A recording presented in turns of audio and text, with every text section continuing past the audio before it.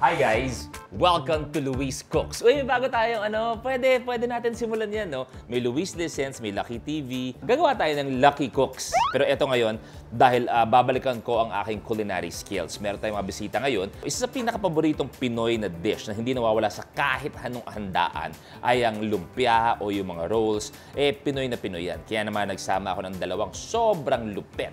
Ang Rock and Rolls PH, we have Mami Yesmi. Magandang gabi po. Ayan, John. Welcome, Rock and Rolls PH. Tama ba? Paano ba nagsimula? Mabilis lang. Paano nagsimula ang Rock and Rolls PH? Nag-start siya nung pandemic. So basically, naging family business namin siya during the pandemic. Kanino nagmula ang mga recipe? Sa amin, family na namin. Childhood memories. Kayo po ba, Mami, dati pa kayo ba nagluluto talaga sa family? At kung ano man yung alam nyo, sino po nagturo sa inyo? Napapanood ko lang sa magulang ko. Ginagaya. Pero never po kayo yung talagang, ganito ang natin ng pamilya, ang specialty ng family. Walang ganon, kumbaga observation lang po. Oo. Ang gusto ko, kaya ba natin gawin, Mami, ang lumpiang tinola? Kaya ba yun?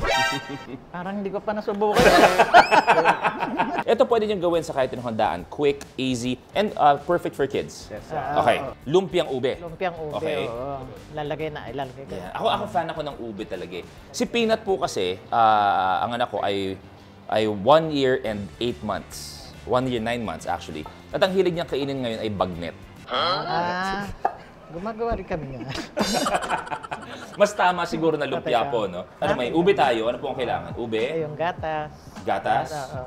Powder milk para madaling maluto siya.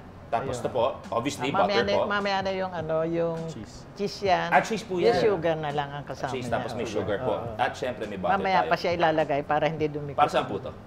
Ayan ang hindi ko alam. Di ba tansyon yan?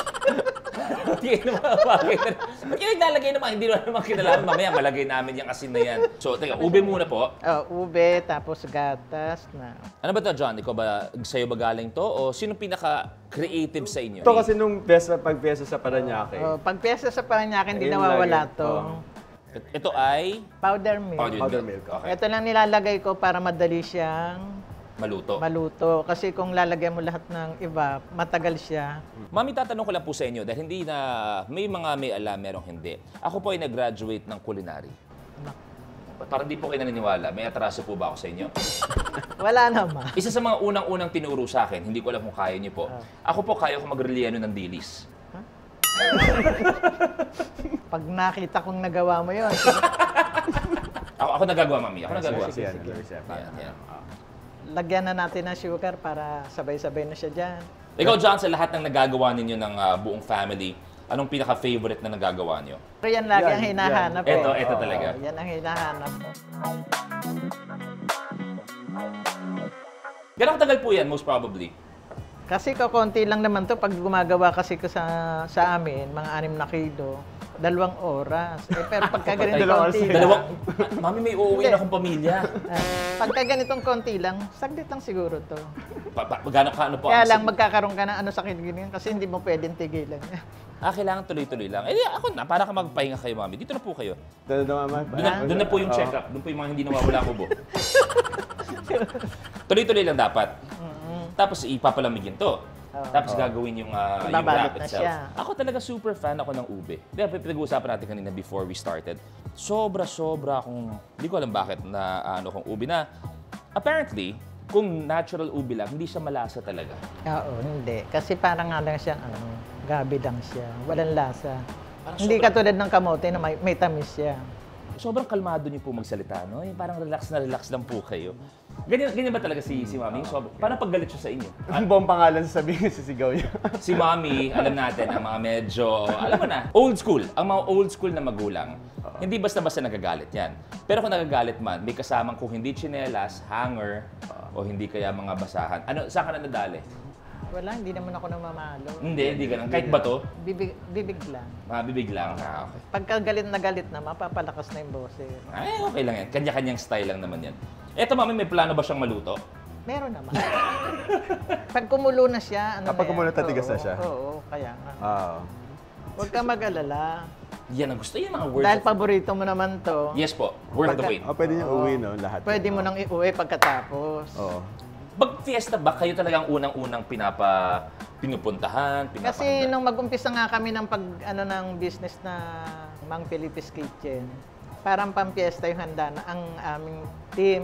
Parang, So before pandemic, wala kayong kahit anong business related to food? O wala. meron? Na ano lang, nag-isip lang kami na kumakain kami. Sabi kasi walang mga trabaho lahat. Oo. Ano ba ang pwede natin pagkakitaan? Hiwa-hiwalay kami ng ginagawa eh. After, then nung Sabi- pandemic, since kailangan makulong lahat, dun. Sabi niya, Okay, so nagtuloy-tuloy, naging business na. bakit hindi natin lutuin, ibenta Yeah. natin sa online yung niluluto natin sa bahay, yung kinakain natin sa yun, doon nag-umpisa yun. May mga nagawa talaga ang pandemic, no? Meron, na nakakaiba. oo. Mga, I guess, realization para sa mga tao, whether it be yung mga trabaho nila, new discoveries. Kasabay niyan yung ube cheese pandesal. Oh yes, oo. Kasabay niyan yung Oo, di ba? ano yun, Dalgona Dalgona coffee. yeah. Meron nagawa talagang maganda yung pandemic kasi yun yung malakas ang kita namin. Ah, Mga seryoso? tinatamad kumita, mga tinatamad yung tao na lumabas. Nagreklamo na sila, order sobrang lang. dami daw ng order. O, diba? It's Order na lang. Kung ibase natin sa piraso, base sa piraso, noong pandemic, ilan ang pinakamaraming yung nabentang piraso? Sa isang araw, piraso. Hindi. Ay, Iba-iba madami, eh. iba-iba. Kami na nagre-reklamo, buong mag-anak kami, nagtutulong-tulong kami. Sama-sama kami sa isang Ano yan, good situation yung nangyari po sa inyo. Para sa amin, oo. Yes. Kasi nakapag-banding pa buong pamilya. Yun. Actually, for a lot of families, yun ang pinaka-importante sa Yun ang anything ano. cooking. Oo. Diba? Is it brings, I mean, besides the eating part, yung cooking brings people together. Diba? Ako honestly, seryoso, kahit na wala pa tayo sa kainan, tinuturuan tayo ni Mommy, parang gusto kong balikan yung, kasi totoo yun, na culinary talaga ako. Halo sa Akik, proud ako na tiga-Binild na hotel taga-Binild restaurant. ka pala? Yes, nag-Binild ka ba? Sa Lasal ako sa ano. Lasal Main, yes. Batch 99 ako ng Binild. So, Angelo King. Angelo King ba? Angelo King pa ako noon.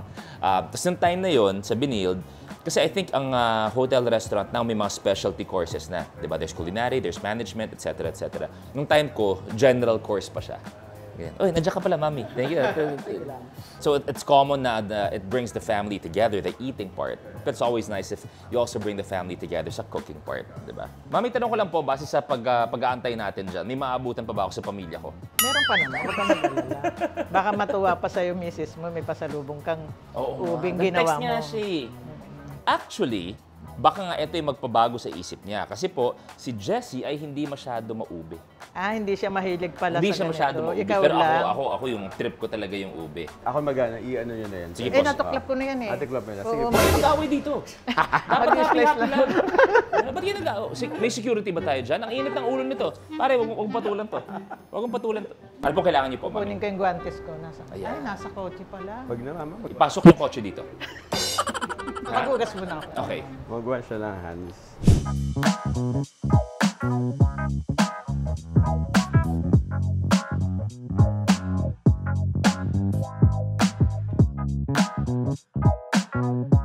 Suma total, Mami, tingin niyo po, buong buhay niyo, ilan ganito na nagawa niyo?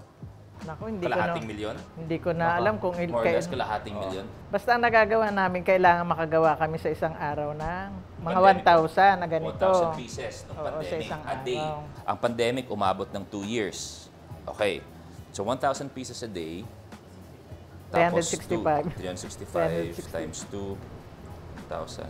Ganyan lang, tapos may iba pa. May iba pang flavor na. Ano. Ayan, mainit na. Ano to? Kasi gusto ko talaga matikman to. Tapos iiwan lang po till crispy, till golden brown. Tingin niyo po ba? Pag ako tinikman ko yan, makakalimutan ko lahat ng problema ko po sa mundo. At eto na lang ang iisipin ko araw-araw na ginawa ng Diyos. Pag kumain ka niya, makakalimutan lahat yung problema. Sana nga gano'n, kakain na lang ako palagi. Bakit yung sinabi niyo ang problema? Nung sinabi mo ang salitang problema, eksakto tumingin kayo kay tatay. Hindi, mabait yan. Wala akong problema dyan. Nakita mo, kahit may pinuntahan siya, sabi ko, wag na, hindi ka pupunta ron ha. Kailangan, samahan mo ko. Grabe, sweet naman ni tatay. Mabait yan, lalo na pagtulog.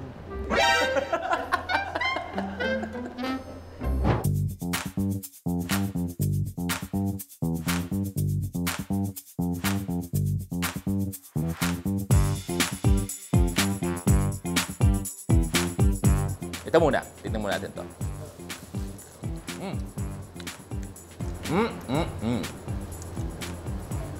Namiss ko to. Sarap. Namiss ko yung lasa na to. Isa pa.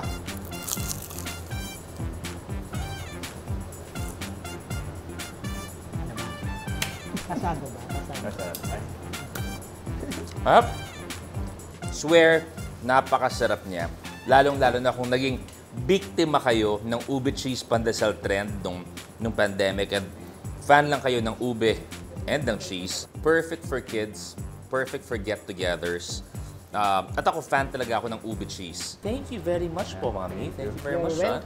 Thank you. Thank you. Oh. Thank you, Daddy, sa recipe niyo po. Thank you very much. Dito po kayo, Mami. Ang layo niyo po. Cheers. Cheers. Thank you very much po. Thank you very much po. Visit Rock and Rolls PH. Tignan niyo yung ano namin, yung lahat ng mga offerings namin. We have different types of turon, lumpia, at saka dynamite. Bestseller namin is pork Shanghai, saka yummy veggie. Then, isa pang bestseller namin yung cheese dynamite. Mami, thank you very much po. Kamusta ang guesting niyo po sa show namin ngayong araw? Okay lang. Basel trip na, Sana po nag-enjoy kayo, Mami. Thank you very much po. Nag-enjoy ako kasi nakita kita. Thank you very much po. God bless you po, Mami. God bless po. Thank you very much sa lahat. Like, share, subscribe. Gutom na kami at i-enjoy namin itong ube cheese lumpia. Thank you guys. Bye po. Bye-bye. Thank you. Bye-bye. Thank you.